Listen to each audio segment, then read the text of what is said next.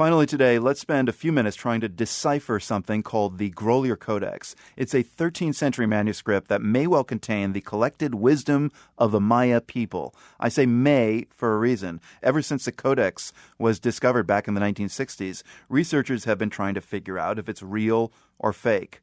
Yale University art historian Mary Miller joins us now. Just describe the Grolier Codex for us, first of all. What do these 10 pages look like, and what is it like to hold them in your hand? It is a beautiful, fragile piece of ancient bark paper with a very delicate plaster of Paris finish, onto which probably a Maya priest mapped a document that would chart the movements of Venus for about 100 years. So is it real or is it fake? Well, I knew that would be the question you'd want to hit right away. A lot of people have been waiting for the answer. I came to the Grolier Codex because I had become accustomed to the doubters. But it was when a team came together and we began to work through and to probe into every question that had ever been raised about the manuscript. And I'm holding the facsimile right here in my hand. And, it's an amazing thing because it's a kind of workaday manuscript, a calendar priest in almost any Maya town would have had. Now, we know there were hundreds of manuscripts that were burned at the time of the Spanish invasion. Yes, some must have been extraordinary, beautiful, and complex and long, and some were probably short things like this. Okay, so solid answer here. Are you saying the evidence points to authenticity then? Absolutely. And having started in the corner of the doubters, I have moved to the opposite side of the ring, and I have no doubt of its authenticity. I mean, there's been a lot of suspicions, though, ever since the Codex was discovered in a cave in Chiapas in the 60s.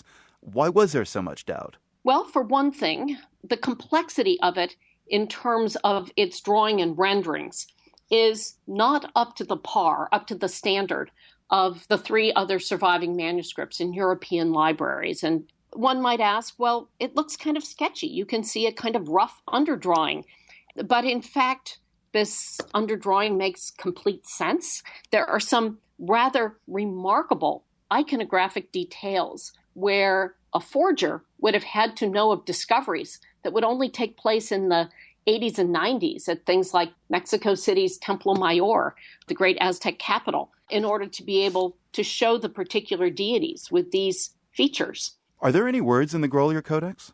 The words that are in the Grolier Codex are the day names that take us through the movements of Venus. And so, for example, Venus goes dark for 8 days between the time that it is evening star and then rises as morning star. So tied up in a bundle with a knot on top, a ribbon and a bow, on one of the pages of the Grolier that I'm looking at right now, there's the number for 8, showing us how you count forward the 8 days. And the next thing you know, Venus rises as morning star. Why the fascination with Venus? Oh, Venus is a very important one. Venus governed warfare and its timing. And these are fractious times, the times of the Grolier Codex. These are dark days, generally across Mesoamerica, with a great deal of warfare. Remember, we're back in the 13th century, and these are difficult times. I'd say then the book comes to the calendar only functioned for about 100 years, given the movement of Venus through the sky and the Maya calendar. So it was probably held on to as a kind of holy thing, a sacred thing that had value as a book, even though it was no longer a handy computer to have at your side. So where is the Codex going to be exhibited? I'm very happy to say that the Codex is in a very safe place in the bóveda, inside the vault of the National Museum in Mexico City, where it is beautifully cared for. And I hope others will have the opportunity to examine it. That was Yale University art historian Mary Miller telling us about the Grolier Codex. And if you want to see images of death gods from the Codex, and let's face it, you do, we've got them at pri.org.